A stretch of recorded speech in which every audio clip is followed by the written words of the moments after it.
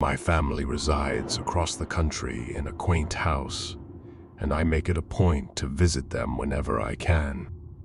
Thankfully, my work provides ample vacation time, and I genuinely enjoy the leisurely drive to their place. The journey, although a bit extended, is oddly therapeutic, offering a chance to unwind and reflect. Often, I choose to spend a night at a hotel or motel along the route. My stops are usually brief. I check in, rest, and hit the road as soon as I'm rejuvenated. You see, ces areas surrounding my route are usually quite desolate and neglected, situated in remote corners where civilization feels distant. This solitude makes me feel a bit uneasy, as I'm more accustomed to urban settings. During the holiday season last year, I embarked on my customary road trip to visit my parents. I started early, around 1 or 2 a.m., determined to cover substantial ground. Driving for nearly 20 hours straight, save for brief pit stops for sustenance and caffeine, left me drained. As the clock struck 11 p.m., I was fatigued beyond measure, struggled to keep my eyes open while behind the wheel. Though I was only a little less than 8 hours away from my destination, I knew I couldn't push myself much further. So, when I chanced upon a small town about 20 minutes ahead, I made a swift decision to halt my journey. This remote hamlet was minimalistic, boasting only a motel and a gas station. Nevertheless, it was all I needed. Pulling into the motel's mostly deserted parking lot, I approached the front desk. A friendly, elderly lady welcomed me, engaging in a bit of small talk before handing me the key to my room. I returned to my car, my exhaustion urging me to prioritize rest over all else. Thus, I left my belongings in the car and headed inside. The room itself held little significance. I was too fatigued to care. I promptly entered the bathroom, eager to freshen up before settling into bed. While I showered, I heard faint tapping sounds from outside, which I attributed to the gentle rustling of tree branches against the building. I paid no mind to it and continued with my routine. Emerging from the bathroom after a brisk 5-minute shower, I prepared for sleep. The tapping sounds still echoing in my mind, I slid beneath the covers, set an alarm on my phone, and turned off the lamp.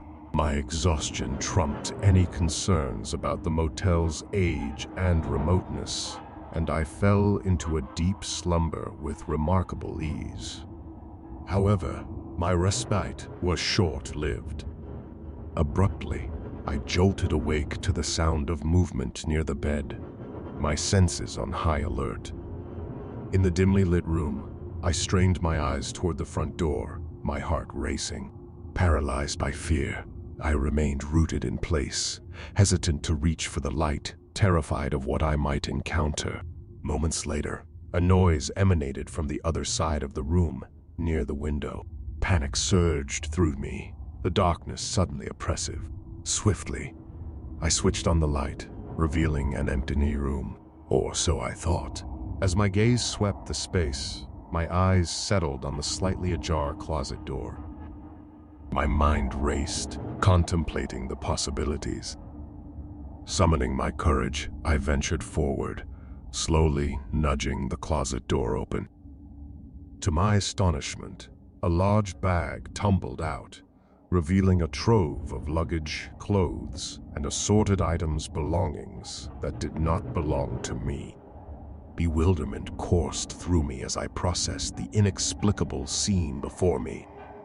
Simultaneously, the window by my bedside slammed shut and the echo of retreating footsteps reached my ears. My heart raced, and I felt a shiver creep down my spine.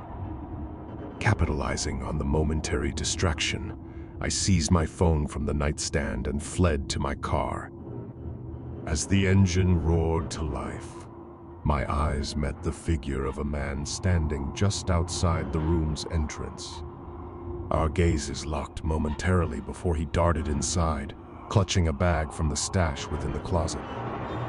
Adrenaline pumping, I hastily maneuvered my car toward the motel's front office.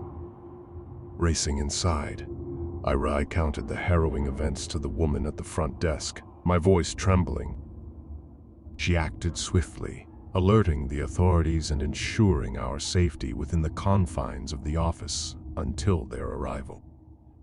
Over the ensuing weeks, a puzzling narrative unfolded, casting a shadow of confusion over the incident.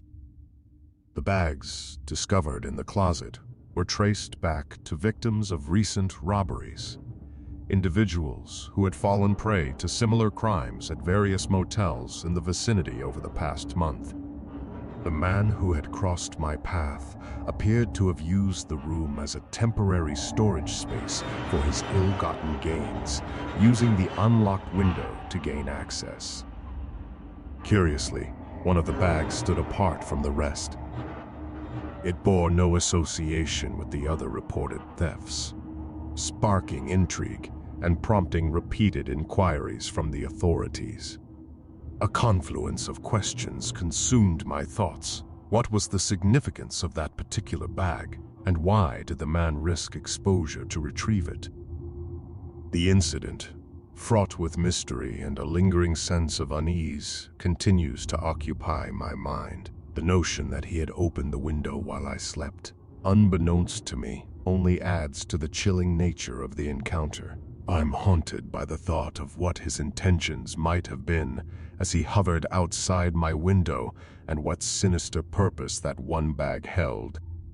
As a result, my vigilance has increased, and I approach future trips with heightened caution, a reminder that even in mundane settings, danger can lurk in unexpected corners. Thank you for joining us for this journey. Don't forget to like, subscribe, and share this video.